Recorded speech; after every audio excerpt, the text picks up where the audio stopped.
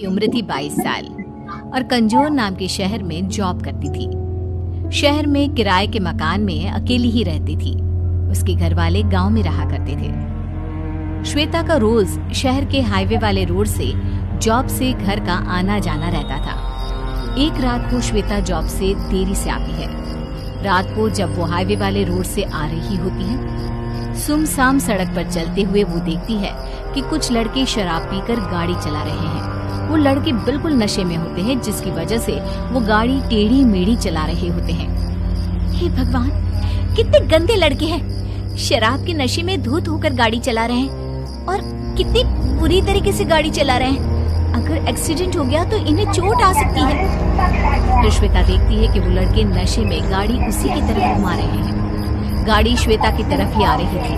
लड़के इतने होश में नहीं थे कि वो ये देख पाते कि कोई गाड़ी के सामने है। उनका अब गाड़ी पर कंट्रोल नहीं रहता और गाड़ी श्वेता को टक्कर मारती है। श्वेता का एक्सीडेंट हो जाता है। गाड़ी सड़क के कोने में जाकर ठुक जाती है, जिसकी वजह से उन लड़कों को भी बहुत चोट आती है। श्वेता की एक्सीडेंट में ही मौत हो जाती है। सुबह जब उस हाईवे पर पुलिस घूम रही होती है तो वो देखती है कि एक गाड़ी सड़क के कोने में ठुकी हुई है। ये देखकर पुलिस वाले आपस में बात करने लगते हैं। लगता है कि गाड़ी का एक्सीडेंट हुआ है। अंदर ये 3-4 लड़के भी बैठे हैं और गाड़ी में कुछ शराब की बोतलें भी मिली हैं। लगता है कि एक्सीडेंट शराब के नशे में धुत होने की वजह से हुआ है। हाँ, लगता तो ऐसा ही है। इस मामले की पूरी तरह से तहकीकात करेंगे। देखते हैं कि इस सड़क पर और क्या क्या सुराग मिलते हैं। वो दोनों पुलिस वाले उस सड़क पर थोड़ा और आगे जाते हैं तो उन्हें सड़क पर श्वेता की लाश पड़ी हुई मिलती है। उसका शरीर खून से पूरा लिपटा पड़ा था। ये देखो, ये लड़की की लाश। लगता है कि इसका उसी गाड़ी से एक्सीडेंट हुआ है। हाँ, मुझे भी यही लगता है। पर ये लड़की है कौन? कहाँ रहती है? नाम क्या है इसका? ये देखो, वहाँ सड़क के कोने में वो बैग शायद इसी लड़की की लगती है। फिर दोनों पुलिस वाले उस बैग से उस लड़की के बारे में कुछ ढूंढने लगते हैं। उनको श्वेता का आई कार्ड मिलता है, जिससे उसका नाम और घर का पता मिलता है। अच्छा, तो इस लड़की का नाम श्वेता है। फिर पुलिस वालों ने श्वेता का घर का पता नोट कर लिया। अब हमें श्वेता की मौत की खबर इनके घर वालों को देनी पड़ेगी। जब पुलिस वाले श्वेता के घर पहुंचते हैं तो मकान मालिक उनसे कहता है कि श्वेता का घर वाला कोई रहता ही नहीं है। उसके घर वाले तो गांव में रहते हैं। वो यहाँ अकेली रहती थी, जॉब करती थी, जॉब से सीधा घर आती थी। ये सुनकर कि श्वेता के घर वाले वहाँ नहीं रहते, पुलिस वाले इस मामले पर ज्यादा गौर नहीं करते। उसी रात को जहाँ श्वेता की मौत हुई थी, वहाँ एक डायन बैठी हुई थी। वो श्वेता की आत्मा थी, जो एक्सीडेंट होने के बाद शरीर से निकलकर डायन बन गई। मेरी मौत उन लड़कों की वजह से हुई, क्योंकि उन्होंने शराब भी रखी थी। मुझे रात को इस शहर में जो भी मिलेगा मैं उसे मारूंगी। इतना कहकर डायन रात को पूरे शहर का चक्कर लगाने लगती है। डायन अब रोज रात को आया करती और उसे जो भी शहर में रात को शराब पीता हुआ मिलता उसे मार देती। चूंकि वो शहर था, इसलिए वहाँ ज्यादा लोग शराब पिया करते थे और उन्हें डायन मार दिया करती थी। पुलिस के पास इस हादसे की कंप्लेंट्स ज्यादा आने लगी, तो पुलिस भी चिंता में पड़ गई कि आखिर यह कत्ल कौन कर रहा है। पुलिस को ये तो समझ में आ रहा था कि कत्ल सिर्फ उसी का हो रहा है जो शराब पीता है। पूरे शहर में ये बात फैल गई। लोगों ने शराब पीना बंद कर दिया, पर एक ऐसा इंसान भी था जिसका इस बात पर बिल्कुल विश्वास नहीं था। उसे इस बात का कोई डर नहीं था और वो था श्वेता के घर का मकान मालिक। एक बार श्वेता के घर का मकान मालिक रात को अपने घर के बाहर बैठकर शराब पी रहा था।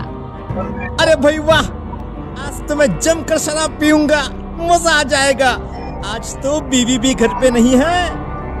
मकान मालिक शराब की बोतल खोल ही लेता है कि तभी पीछे से कुछ आवाज आती है। ऐसे लगता है जैसे पीछे कोई खड़ा हो। मकान मालिक जब पीछे मुड़कर देखता है तो वो बहुत डर जाता है। वो देखता है कि एक डरावनी डायन उसके पीछे खड़ी हुई है। डायन ने मकान मालिक के कंधे पर हाथ रखा। मकान मालिक ये देखकर बहुत डर गया। इससे पहले कि वो चिल्लाता, डायन ने उसके सर पर शराब की बोतल दे मारी और मकान मालिक मर गया। फिर डायन वहाँ से चली गई। सुबह पुलिस ने जब मकान मालिक की लाश देखी तो वो भी डर गए। अब ज्यादा पुलिस वाले वहाँ पर तैनात हो गए थे। अब तो कोई ना कोई उपाय निकालना ही पड़ेगा। अगर ऐसे ही शहर के लोग मरते रहे तो शहर की आबादी खत्म हो जाएगी। हाँ, उपाय तो बहुत जल्दी निकालना पड़ेगा। ऐसे हादसे शहर में बढ़ते ही जा रहे हैं। हम एक काम करते हैं, रात को शहर में एक तांत्रिक बुला लेते हैं, फिर देखते हैं कि आखिर ये मांजरा है क्या। वो दोनों पुलिस वाले ऐसा ही करते हैं। एक रात को शहर के सबसे बड़े तांत्रिक को बुलाकर उसे सारी बात बताते हैं और एक गली में उन्हें बिठाकर उनके सामने नकली शराब की बोतल रख देते हैं ताकि मारने वाले को लगे कि वो आदमी शराब पी रहा है, और अगर वो उस पर हमला करे तो इन लोगों को पता चल जाएगा कि आखिर शहर में कत्ल कौन कर रहा है। तांत्रिक वहीं गली में बैठकर अपना तंत्र मंत्र का सामान अपने झोले में रखकर तैयार रहता है और अपने सामने शराब की बोतल रख देता है। वो डायन वहीं शहर की गलियों में घूम रही होती है। तभी उसकी नजर उस तांत्रिक पर पड़ती है। अरे वाह, मिल गया मुझे अपना शिकार। अब मैं इसे नहीं छोड़ूंगी, मैं इसे मार दूंगी। जो भी शहर में शराब पिएगा मैं उन सबको मार दूंगी, किसी को नहीं छोड़ूंगी। इतना कहकर डायन उस तांत्रिक को मारने उसके पास चली जाती है। डायन धीरे से उस तांत्रिक के पीछे आती है। तांत्रिक को डायन के आने की आहट सुनाई पड़ जाती है। जैसे ही डायन उसके कंधे पर हाथ रखने वाली होती है, तांत्रिक अपने झोले में से पवित्र जल निकालकर उसके ऊपर फेंक देता है। पवित्र जल पड़ते ही डायन को जलन होने लगती है और वो बहुत जोर जोर से दर्द में चिल्ला उठती है। तांत्रिक मौका देखकर जादू टोने वाली रस्सी से उस डायन को बांध लेता है और अपने सामने बिठा देता है। बता डायन, तू यहाँ क्यों आई है? क्यों शहर की गलियों में घूमती रहती है? क्यों लोगों को मारती है? बता, बता वरना मैं तुझे भस्म कर दूंगा। बताती हूँ। मैं मरने से पहले श्वेता नाम की लड़की थी। मैं जॉब से घर हाईवे के रास्ते से आती थी। एक रात को कुछ लड़के शराब पीकर गाड़ी चला रहे थे तो उन्होंने नशे में गाड़ी से मुझे टक्कर मार दी, जिसकी वजह से मेरी मौत हो गई। मरने के बाद मैं डायन बन गई। अब मुझे शराब पीने वालों से सख्त नफरत है, इसलिए मैं रात को इन शहर की गलियों में घूमती रहती हूँ ताकि जो कोई आदमी मुझे शराब पीता हुआ मिले मैं उसे मार दूं, ताकि वो कभी शराब के नशे में किसी और का नुकसान न कर पाए। देखो, मैं तुम्हारी तकलीफ समझ सकता हूँ। तुम इस शहर में जो बदलाव लाना चाहती हो वो अच्छी बात है, पर तुम इसे गलत तरीके से बढ़ा रही हो। मैं इस बदलाव को लाने में तुम्हारी मदद करूंगा, पर तुम्हें मुझे वादा करना होगा कि तुम इस शहर में कभी वापस नहीं आओगी। तुम ये शहर हमेशा हमेशा के लिए छोड़ के चली जाओगी। वादा करो। ये सुनकर वो डायन खुश हो जाती है और उस शहर से गायब हो जाती है।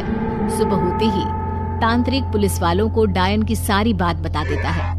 पुलिस वाले भी इस समस्या को समझते हैं और सरकार से इस बात की अपील करते हैं। फिर सरकार पूरे देश में शराब को बैन कर देती है, जिसकी वजह से कोई भी शराब नहीं पीता और शहर में एक्सीडेंट के हादसे भी कम होने लगते हैं।